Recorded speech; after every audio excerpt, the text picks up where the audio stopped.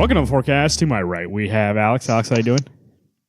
Hello, everyone. And to my left, nobody's here today. We kicked Garrett off the show. Adios. Dead weight off the show. Deadbeat, of course. We're here to bring you the comics coming out for the last Wednesday of 2017. That is Wednesday, December 27th of 2017. I assume, Alex, the last Wednesday of the month, it means when all the good books come out, right? That's what I hear. Well, we'll see here. That's what I hear every time. Dark Horse Comics, nothing that we get, so we can't really talk about it. But if you're going to get some, BPRD Devil, number 5, Rasputin Voice of Dragon, number 3, and Yusaki Yojimbo, 165. It almost feels like it should be Rasputin Voice of the Dragon. Kind of threw me for a loop there. That's what I think. We'll see, though. DC Comics, Action Comics 994. This is Dan Jurgens, Brett Booth, Joe Prado, Booster Shot Part 2. The second part of the Booster Gold story. Did you read the first part, Alex? No, unfortunately for everyone, I am actually behind on most of my books. Hey, we had a busy couple of weeks, so on the show. Did you say Brett Booth was doing the art for this? Yeah, it's what it says on the cover. Oh. Man, I'm not even excited now to read those issues. I lied. The cover does not have his name on it. It has somebody totally different. So I'm not sure. It's like a surprise. We'll see who you get. I mean, it's one of those things. I'm going to get the book, but if it's Brett Booth, then I already know going into it that I'm not going to be impressed. It's just a style I don't enjoy. I mean, he doesn't draw he's not incompetent. It's just I don't like his style, and he draws faces weird. I like his faces. I think for me, it's the faces. They all look the same. Yeah, I don't like the faces. Like everybody has that Nightwing from New 52's face, and it's like, well, everybody's got a different face. They don't all have to look the same. Different faces, different places, is what I heard. The next comic we have coming out is Batman Creature of the Night number 2. This is Kurt Busiek, John Paul Leon. The second part, this is the Prestige style kind of comic coming out, $5.99, but it's bigger, and the cover is nice stock. So this is the second part of the story. I believe we all enjoyed issue number 1. Is that correct? I believe you are correct. I can't speak for Garrett, but I'm pretty sure he loved it. What was his name? Bruce who? Bruce Wainwright. Wainwright, that's right. So we have basically an allegory for Bruce Wayne, and it's this guy basically. This kid looks up to Bruce Wayne or Batman, and then his parents are killed, and so he's kind of trying to follow in his footsteps, but he brings something out supernatural from his will, and we're seeing this creature of the night attack criminals. I mean, he's trying to clean up the streets. Who wouldn't want to do that? I mean, if you had the power, would you do it?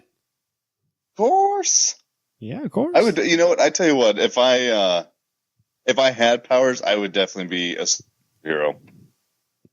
Now, I don't know. That's a hard answer. Never mind. I don't know if I could say I'd be a superhero because I've got some bad guy tendencies. I could be an anti-hero. I have a feeling if you've been reading this Michael Gray, is that what it is? No, Michael Cray book. Yeah. I have a feeling I'd be him and you be that Flash out there, and I'm going to take you out. Detective Comics 971. This is James Tynion IV, Joe Bennett's Fall of the Batman Part 3. I actually am behind on this book. I am really excited to catch up, though. That cover is terrifying. It's not Halloween anymore. What are you doing, DC? What do you think about that cover, Alex? Blood dripping from Batman's face. Oh, those Batman. Those bats, are they eating him?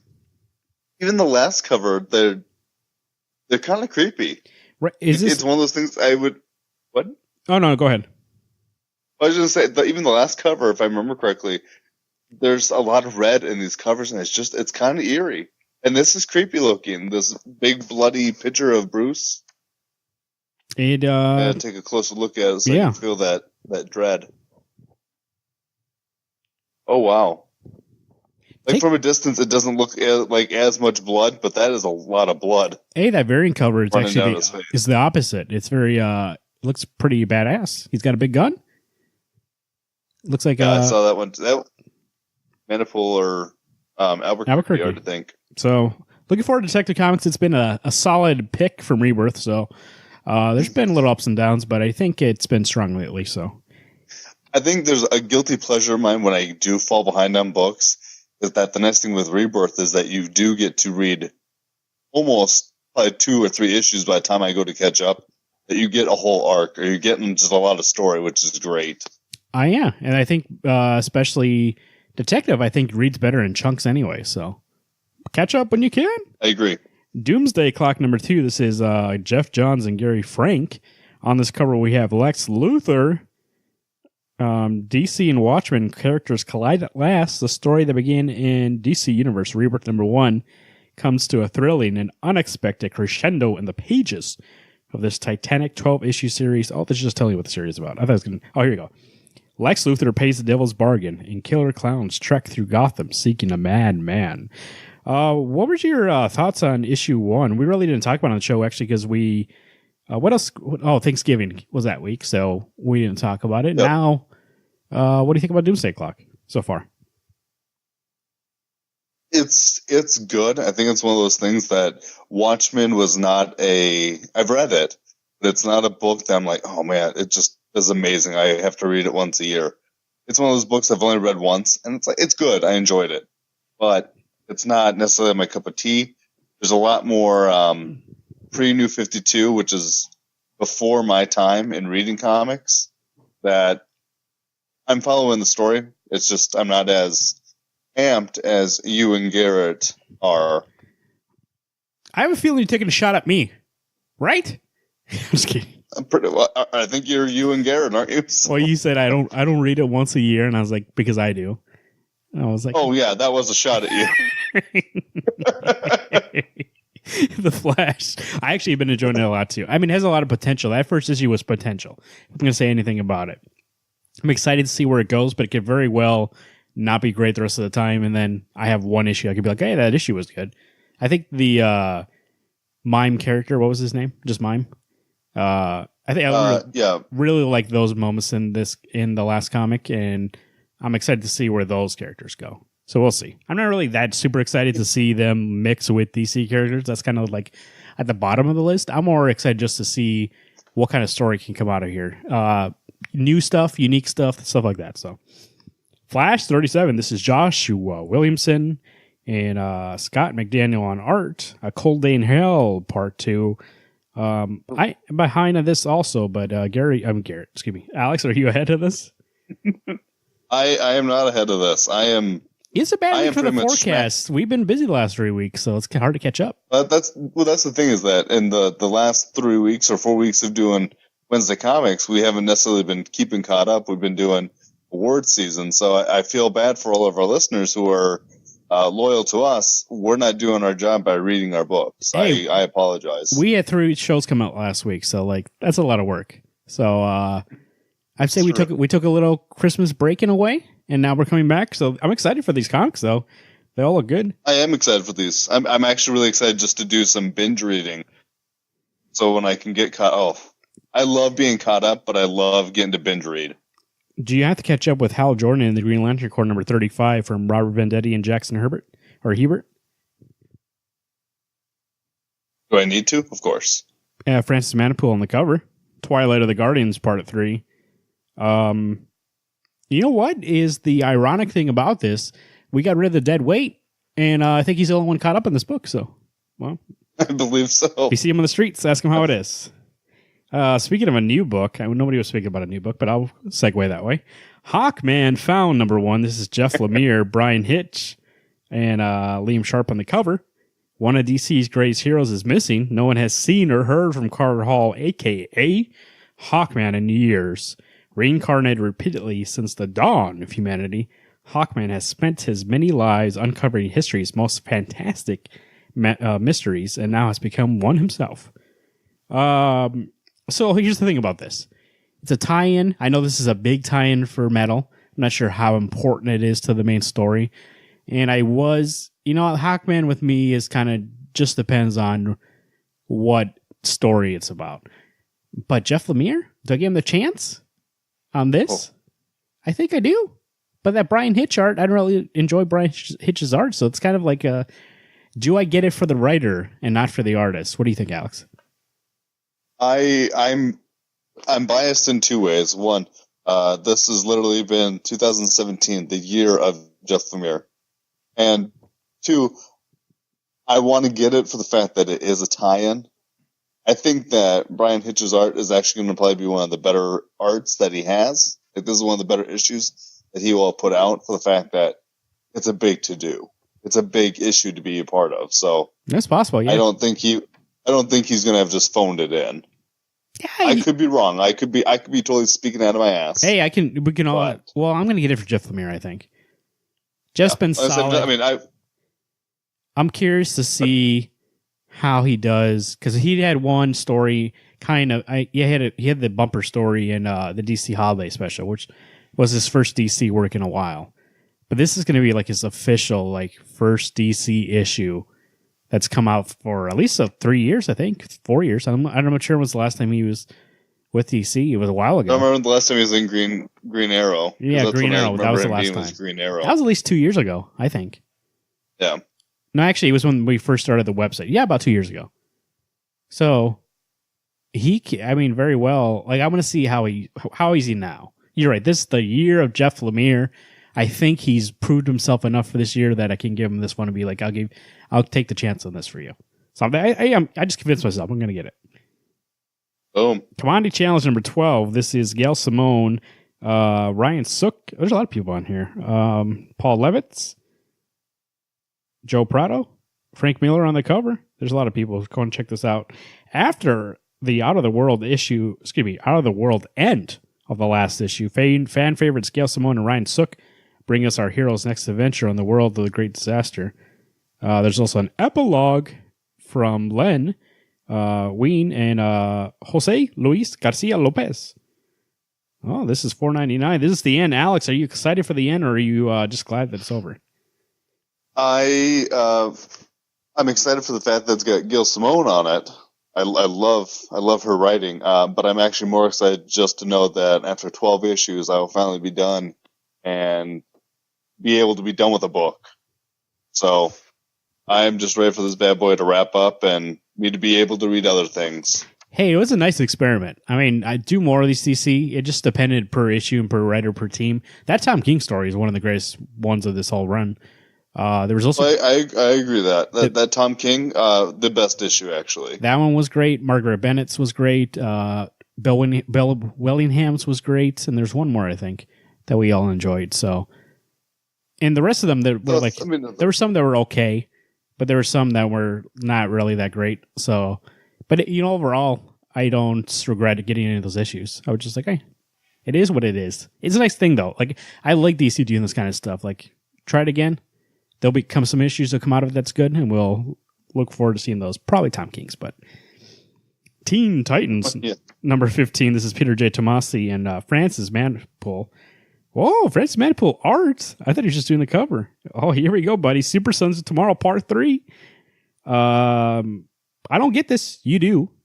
But it made me a little excited. You just heard a little lilt to my voice. Francis Manpool doing art on a book?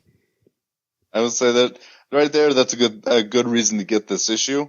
I'm obviously not caught up. Actually, I may be wrong. I might actually be caught up on Teen Titans, but I'm not caught up on the crossover event. The Super Sons, okay. But this cover looks great. It does. We've been looking for Francis Manpool to come back, and it looks like he had a story in that DC special. Oh, actually, and the only one I read, but no, you guys didn't read it. And we did find, if you listened to last week's show, that was not you guys missing the story. It actually only was in the digital version. So, but the art was great in that one, and now he's doing this. So I think slowly he's coming back. We do know there was a personal tragedy in his life, so he probably stepped away for a second. So now he's back, though, which is good. Wonder Woman number 30. That cover does look great. 7.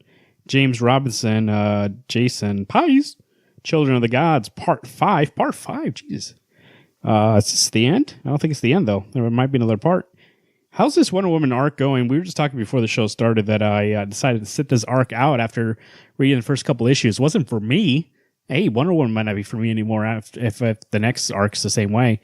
But what do you think? Of what I've read, I believe I'm one issue behind now, if not two. I honestly have really hated this arc, And I'm not sure if it's the story that's been chosen to tell us, which I know part of it is the story. No offense, Wonder Woman doesn't need a twin brother. She needs to be her own woman. Let's let her be her own woman and to do her superhero. She doesn't have to be a superhero. She can just do whatever the hell she wants. But I don't understand the twin aspect for her. My other thing is that art has just been all over the board. There's been issues that are actually really well drawn and really well written. There are other issues that have been hit by a bus and then got backed over again. So I'm getting it for the fact I like Wonder Woman, but I don't like this Wonder Woman that I'm getting. So hopefully after this arc, we step it up and actually give us a Wonder Woman that we can be proud to read. And it's not necessarily that I need her to, like, it can't be focused, like, the whole issue doesn't need to be about her. That's not necessarily true. But when you bring the focus off of the main character to tell an unnecessary story about another character that I'm supposed to be like, being like, wow, she has a brother, and like care about it. I don't care about it because, one, first off, it's her book. Like if it was somebody who was like a Batman, yes, he has enough books out, so I can give that one book is not about him, but it's about his world. Wonder Woman only has this book, so like this book has to be about her for most of the issues. So that's what makes it more frustrating for me, is that when I read this, it's like, okay, now let's go back to Wonder Woman and see what she's doing, and then we have a whole issue about Jason. All right, like what are we doing here? Well, one of the best issues was actually the Grail and Child Darkseid, where Wonder Woman really wasn't in it. So I agree with you, Marvin. I don't need Wonder Woman, but I need already established characters. Her brother is not an established character other than he shares the name of Jason.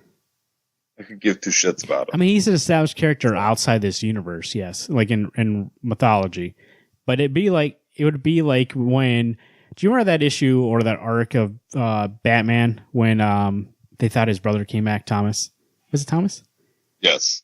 And they had issues. 52. Yeah, and there was like, if it had like 2 or 3 issues all about Thomas, I'd be like, what are you doing in this Batman book? Which, I mean, it might have been fine actually, because Batman has multiple books. And so maybe one book can not be about him and be about his world, kind of like the Detective is. But like, so I don't mind Detective being about Batman's world, and Batman's like minor. He's not really a minor character, but he's a side character in that book, kind of. But he's in the back seat. He's not the main driver. Yeah, but he has so many books that's okay. But Wonder Woman, especially after the year she's had with the movie, to bring a book and not have her be the focus, and to focus on, in a way, it's kind of bad that it's focusing on a male character in one of the only female-driven books at DC, and for me to be like, oh no, care about this male instead in Wonder Woman's book. I'd be like, okay, well, no, because I'm getting this book for Wonder Woman. So that's what makes me so angry about this. I don't know. I don't understand the focus. Like, what's the focus? And especially at the point we're at now, people are seeing that. You would hope people would see that movie and be like, I want a Wonder Woman book. And then they pick this up and she's not in an issue? What are you talking about? Oh, God. That's like the Justice League thing. Is when they put out the new writing team, what is it, a week or 2 weeks after the movie came out? It was 2 weeks ago, I think, the first issue. No, yeah. Where someone's like, oh, what if I want to get into the Justice League? I'm not going to get the most current issue with the newest storyline. I'm going to get the end of a book that really isn't strong. Yeah. So you're giving people the wrong impression on these characters. The thing, that one I think is more of an issue of bad timing. Like this one, like that movie came out, like at this point now, they've had 3 months to have been like, oh, the movie was good. Okay, let's do a story. And it's not even about Wonder Woman. So I don't understand. I'll pick it up when, and I really think like DC, I think we're proving it that DC Holiday Special and all these kind of books that you have that are more collaborative, at least Commodity Special or Commodity Challenge, you have some strong female writers that over there.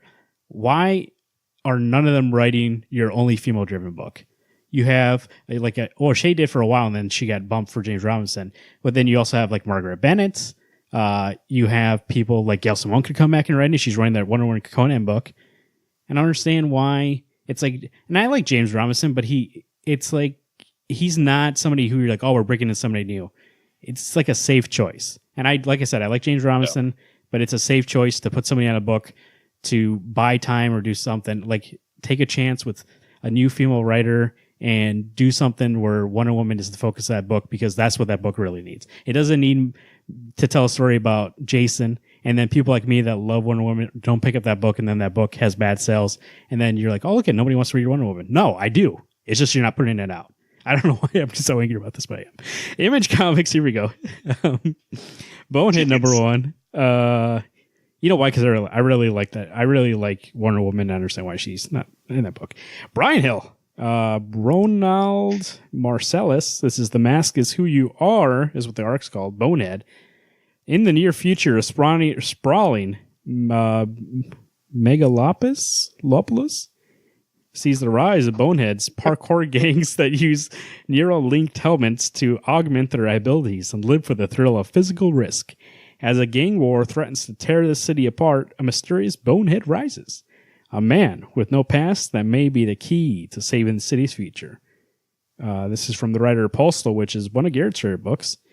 And the artist from Marvel's Contest of Champions comes a story about technology and human revolution. So if you're looking for a new #1, there you go, from Image. It's not a bad concept, actually. There's not really that many books that take place in the future, but like a future city kind of story where they're, street level. So it's pretty cool. Yeah. I actually think I might give at least this issue 1 a try, even though I clearly don't need more books. Alien looks like a future version of, oh God, I just had his name and I lost it. From TMNT. Looks like Kick-Ass. Oh. Casey Jones. Yep. God Complex #3. This is Paul Jenkins, Hendry Pastaya. You've been getting this book, right, Alex? How's it been? Yes. Actually, it's been really good. I think a part of me really enjoys the fact that it as of right now, at least, it's only Greek gods who are part of this city's social life. Hermes and there's another detective are cops. I'm trying to think if Apollo is a cop or not. And this woman that we see on the cover, I believe, is Athena. This book looks great. I love the covers, and the inside art is really good.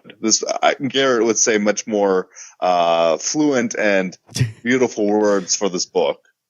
So this book is it's been pretty good. Is it about one set of gods from a certain theology, or is it just like any god? Is it like Greek or Roman? As of right now, all we've seen are Greek. Oh, okay. So I don't know if Norse gods and Roman gods and all these other gods are actually ever going to show up, or if it really is just a Greek god book. I'm hoping it branches out. That's Image Comics. Marvel Comics, here we go. Amazing Spider-Man 793. This is Venom Inc. Part 4. Alex, you've been getting Amazing Spider-Man, right? Have you been picking up these issues that are tie into Venom Inc. since you're not getting Venom Inc.? I did. 792 was kind of a shit fest. For me, at least, a shit fest, because no offense. For me, a Spider-Man doesn't need to always have an event. And I get that Venom is a big to-do, is a big character in his universe, is a big character in Marvel. But no offense, no one gives a shit. Why can't bad guys be bad guys? I'm getting to that point now where, no offense, Venom is a big bad guy. Why is he being a good guy? Why do I give a crap about this? Oh, is Venom he good? Inc? And I realized, well, this is actually it's a different Venom. It's not Eddie Brock Venom. It's, I think his first name is Lee. The last time I saw Eddie Brock, he was anti-Venom. Is that still true? Yes, as right now, Eddie Brock is anti-Venom. No, Flash is anti-Venom. Oh, Flash just robbed Eddie Brock of Venom's power. So now both Peter and Flash are working together to go stop this other Venom by using it's a whole Venom story. But for a guy who gives no crap about it to get this issue, I am actually kind of regretting wanting to get this issue. I should just drop it and then pick it back up, but I know it's going to bother me. There's rumor out there, or not rumor, actually. The solicit came out that Dan Slott's final Amazing Spider-Man story is coming up, so we'll have a new writer pretty soon. I am looking so forward to that. Providing they get someone good, I will be more than happy to have a new writer for Spider-Man, for Amazing Spider-Man. Hey, Marvel, and I'm 100% serious on this. Kelly Thompson. Like the way she's been writing Hawkeye, if that was Peter Parker, I'm in. Oh, that'd be awesome. Moon Knight 190. This is Max Bemis and Hawken Burroughs. Crazy Runs in the Family, Part 3. This is Sun King and Moon Knight. Looks like they're on a collision course, it says. This book has been great. I really like the Sun King. Alex, what do you think about this book? I think Moon Knight is actually, and I realize we're only 2 issues in, probably been one of the strongest books to come out of Legacy. Where when I read it, I feel like I'm actually reading Moon Knight. It's not someone else's words as Moon Knight. It's literally Mark Spector and everyone else attached to him saying these words and being Moon Knight. Hey, he's had a good run recently, right? We have Warren Ellis and then Jeff Lemire. Now we have Max Bemis. I think Moon Knight is one of those like rubies, or it's one of these gemstones. Yeah, holy shit, it's one of those gems that I look forward to. You know what I think it is that it's a character, and Max talked about this kind of in his letter pages last issue or 2 issues ago. It really is one of those characters that people, Marvel kind of thinks of like, oh, we'll give you this book to start off on, and then you can step up to like Spider-Man, stuff like that. Whereas Max was like, no, I want to write Moon Knight. And so I think they give him a little more leeway in Moon Knight, judging from Jeff Lemire's run and Warren Ellis's run. Because I think they're like, oh, nobody cares. Yeah, go do whatever you want. Nobody cares about Moon Knight. And then it really shows that a lot of strong writers over at Marvel, if you give them a chance to do what they want to do, and they can take a character like Moon Knight, who could very well be, even though he has multiple personalities, could very well be a one-dimensional character who's just like concerned about beating up bad guys and being crazy. They really do. Each one of these runs, I think, shows you how different each one of these personalities is for Moon Knight, and showing you how it affects him, like how it affects him with his mental illness. Like, it's not always, Moon Knight's not always happy with all these personalities. And I think that's what makes this book work. It's not only that some personalities and then he has good action, some good action comes out of it, and you get some Warren Ellis kind of stories where he climbs up an apartment building and beats the crap out of some bad guys. But sometimes you get stories like Jeff Lemire's, which is really examining, like, he doesn't know who he is, and he's having a hard time reconciling all his personalities. And so that's what makes this character so great. And I think that's the reason why that Marvel's like, oh yeah, do whatever you want. And the people, or so far, these 3 writers know how many layers Moon Knight has, and then really digs into them. I really look forward to this book. The 3 issues have been great. Agreed. Punisher Platoon number 4. This is Garth Ennis, Goran Pavlov. Hey, he's got that dog. Frank Castle. This is issue number 4. This is Frank Castle arranges for his platoon to spend some R&R in Saigon, but that can't be all Frank has planned there, can it? I have a feeling this book might be mature, this issue. I mean, that explicit thing's a little bigger than usual.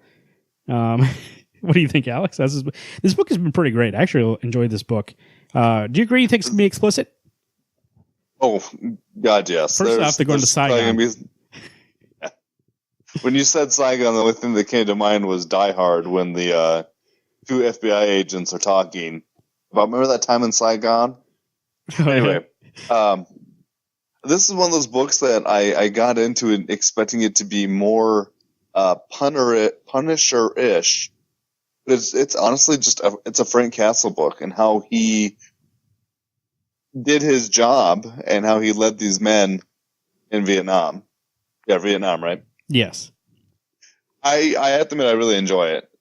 It really is darker than I was expecting. Yeah, that's the thing. It's not trying to sugarcoat it, being like, oh, Punisher the superhero. It's Punisher the killer, and it really is what made Punisher kill. Did he in Vietnam, was he this way, or did that Vietnam really change him? And it really is, not a nice story, but it really is a good story about like who the Punisher is, and then also like if you take the Punisher out of it, what did Vietnam do to people? And it really is kind of like a Vietnam story, but also a Punisher story. So I think it's actually pretty great. Oh, by the way, I said this, I think this issue might be extra explicit. First cover, or I mean not the first cover, the first page. They're rolling on the street with some ladies, and they're saying, well, I'll let you read it, but there you go. It's going to be explicit. What else we got here? Spider-Man 2, number 505. That's ending. We got to ask Garrett how that is. Oh, look, both their masks are falling down. Oh, this is Bendis, one of his last books at Marvel. Sarah Pichelli on art. We have to ask guest host one. Maybe we'll give him a ring one day and see how this book has been. But hopefully, good luck to Brian Michael Bendis going through some things. But he said this issue is supposed to be pretty great, so I'll give him his word on that one. Thanos number 14. This is Donny Cates, Jeff Shaw. Thanos Wins Part 2. That cover's pretty great. I really like that cover. What do you think of the first issue, Alex? I really enjoyed issue 13. And it was, in all honesty, a different story than I was expecting. When you hear Thanos wins, well, of course, he's Thanos, beats the shit out of the Avengers. But then when you find out that future Ghost Rider, who is the herald to, spoilers, future Thanos, it was an eye opener, and I'm excited to see where this book goes. And with Donny Cates and Jeff Shaw, yes, on the book, I tell you what, can't go wrong with that team. So I'm excited to see where we're going and to see what happens with Thanos. Same thing. Their God Country was a good book, and I think that first issue was enough for me to be like, okay, yeah, I'll keep on Thanos. What you said at the beginning, it really did cement what the first issue was. It was very surprising. The structure of it, if Thanos being like, there's one thing in the galaxy that you're grown to know, and it was like Thanos wins. But it really wasn't the kind of Thanos wins story that I thought it would be. It really was more like, hey, in the future, I'm king.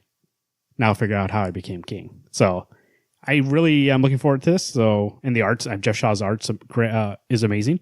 That cover's amazing. So I think this is a book, if you really wanted to jump into something Marvel. Thanos, I think if you're kind of familiar with him from the Marvel movies a little bit, he's going to be coming up. Grab the last issue, grab this one.